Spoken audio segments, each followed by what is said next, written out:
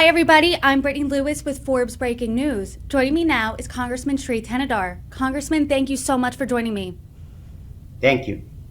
I do want to set the scene for where we're at right now. It's Thursday morning, and over the weekend, Hamas launched an air, land, and sea attack on Israel, one of the deadliest attacks the nation has seen in decades.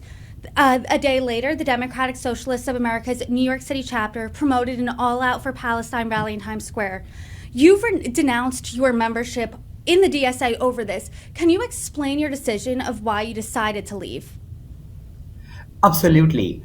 DSA failed to recognize what the weekend's attack meant.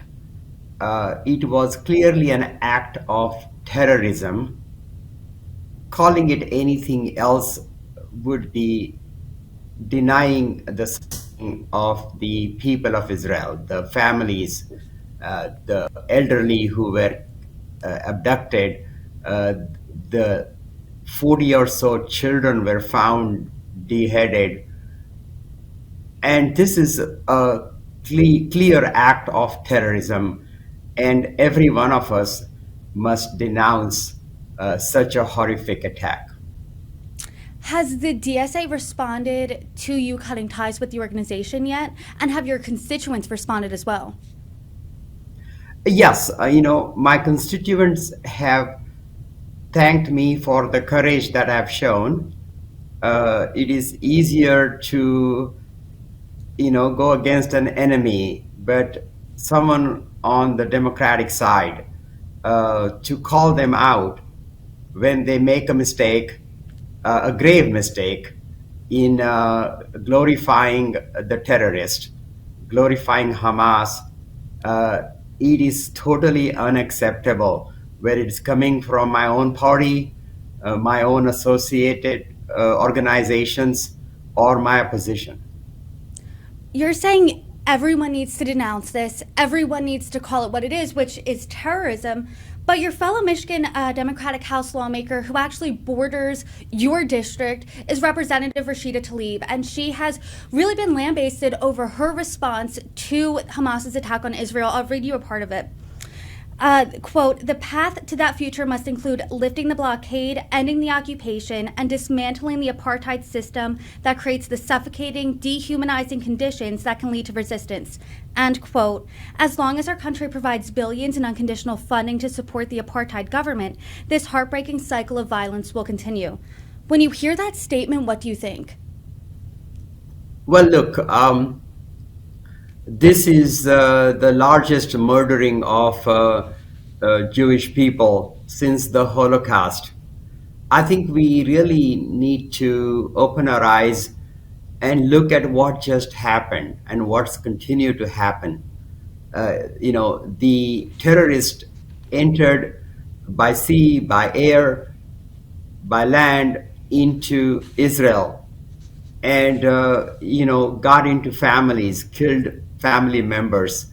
This is a horrific terrorist act, brutal act, and this is not the time to talk about anything else but to neutralize this terrorist attack and ensure that such attacks never happen again.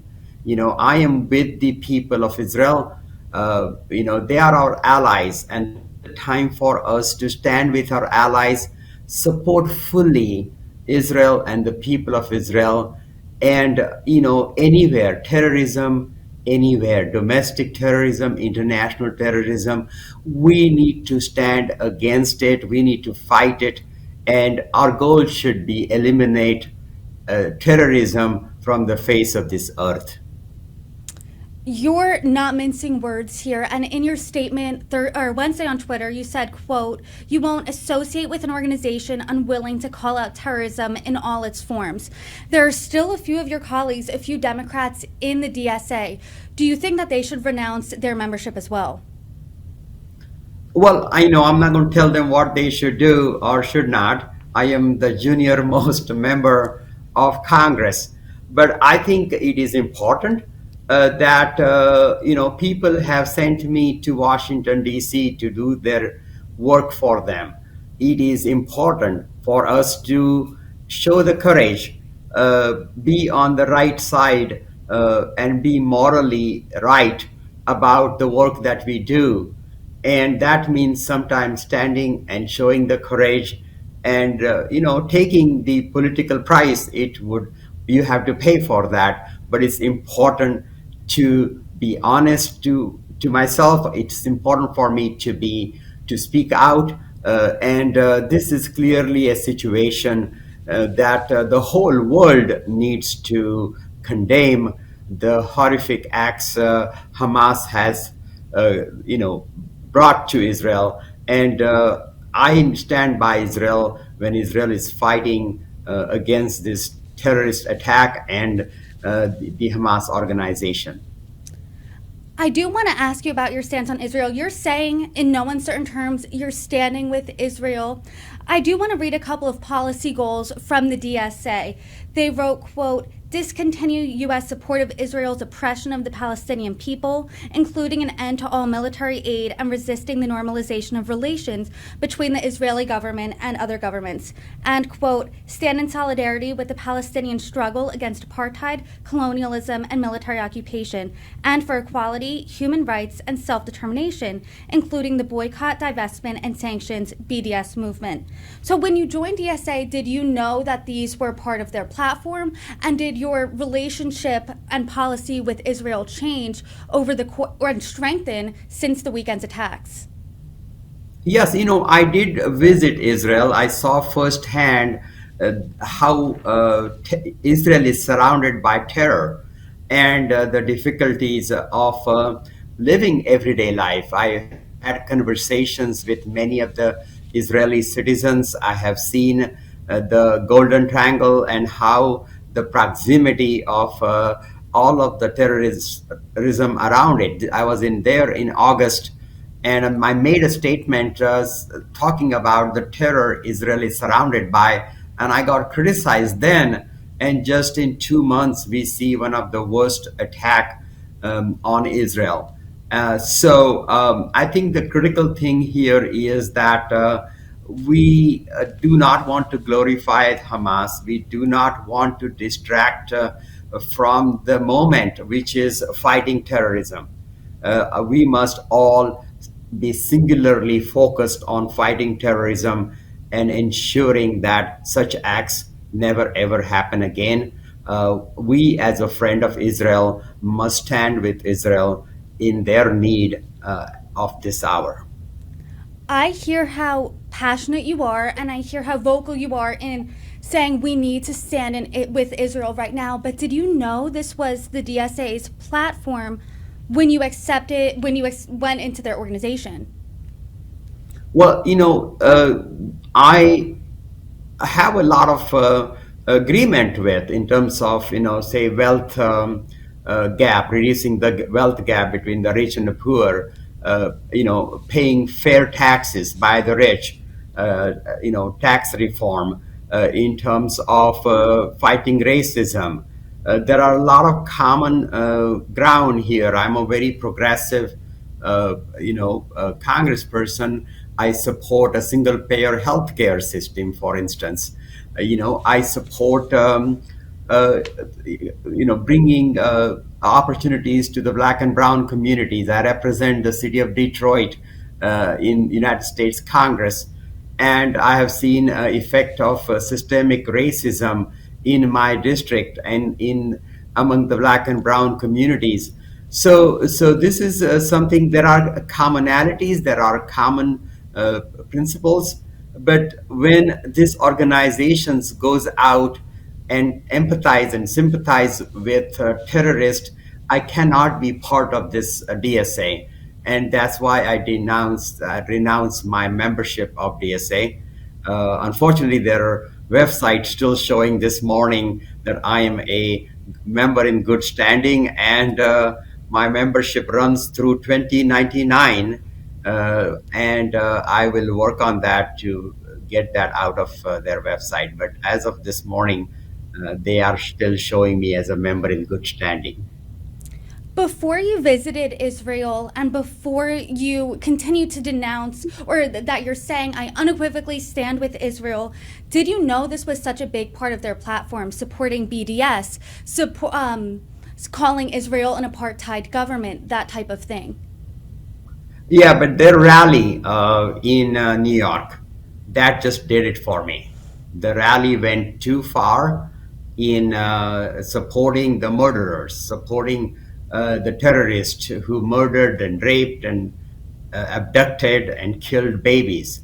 To go out and support such behavior was something I could not imagine that DSA would do. The DSA's New York Times Square rally was sickening and ultimately helped me make this decision to get out of DSA. As you know, anti Semitism is on the rise in the United States. At that rally, someone was holding up a swastika. You said earlier in this conversation, it's time we all open our eyes. You sit on the House Homeland Security Committee. Are you concerned about threats to the U.S. and specifically Jewish Americans at this time? Absolutely, absolutely. As you said, anti-Semitism is on the rise, and what we see, especially with the DSA's rally in Times Square, it was a pure display of anti-Semitism. It was a display of hatred against Jews, and that is something I don't want to be a part of. There is absolutely no reason for this hatred, and a lot of the DSA's policies, especially what we saw in the Times Square rally, was just anti-Semitism, hatred, and unable to see what the tragic events that happened over the weekend. And that was very, very disappointing. Appointing. It's very sickening to see the behavior of New York DSA, and that was the what finally made my decision to get out of DSA. And what's your message specifically to those Democrats who support or call Israel an apartheid government, are still in DSA? What's your message to them? Well, look, there's only a handful of people in the Democratic Party that do not see this as an act of terrorism. But that pales compared to what's going on the Republican side. They don't have a speaker. Even after Scalise won this contest by a majority, there are people in the Republican Party still wanting McCarthy back and wanting Jim Jordan back his position. This is what we were afraid of. The Republican chaos is happening, and I was afraid that we will have a national or an international emergency, and we would not have a Congress, a functioning Congress. And look at what Republicans are in a chaos, and this chaos in a time when we should be dealing with this international crisis. We should be standing up. We should be sending help that Israel needs, and Congress should be fully engaged with that, as opposed to the Republicans who are unable to govern and they can't even provide leadership for the House. And that is what is so unfortunate in this hour. Right after the attack, President Biden released a statement telling Israel, we are with you. Just this morning, Secretary of State Antony Blinken told Prime Minister Benjamin Netanyahu, quote, we're here, we're not going anywhere. As you mentioned, there is a lot of dysfunction in the House right now. Currently, there's no speaker. How does Congress plan to aid Israel with this dysfunction, this chaos? Well, we need to get our act together. The Republicans need to get their act together. And I think the best solution is a bipartisan solution. I know Scalise is working with the extremists and trying to make deals with them to secure his position. But instead of that, he needs to come to the Democrats, and we need to put together a coalition. And in a bipartisan way, we need to go forward and run this country, govern. That is what people send us here to, not to be infighting among ourselves. And it is important that the Republican those like-minded, those who are willing to, step up and do the people's work need to come together. And I see only in a bipartisan way that can be done. And that's what we need to focus on. Like you said earlier, many members of Congress share your views. There has been bipartisan denouncements of Hamas, members of Congress standing unequivocally with Israel. Have you had those bipartisan conversations? What's the likelihood of a bipartisan solution here? It needs to happen, but the Republicans are so busy fighting among themselves, and we have extended, cooperation, willing to work with them. Leader Jeffries have often said a bipartisan solution is the best solution right now out of this gridlock and out of the chaos on the Republican side. But unfortunately, neither then Speaker McCarthy nor Scalise has really advanced that ideology, the thought, and they have not reached out to us. But that seems like the only solution, as opposed to making deals with the extremists in the GOP. Congressman, I am curious, what is your message to Jewish Americans right now? Because the many I've talked to, they're feeling horrified, they're feeling unsafe. What's your message to them? Well, we are with you. We understand. We understand the suffering. We are with you all the way. This is the biggest murdering of Jews since the Holocaust. We recognize that.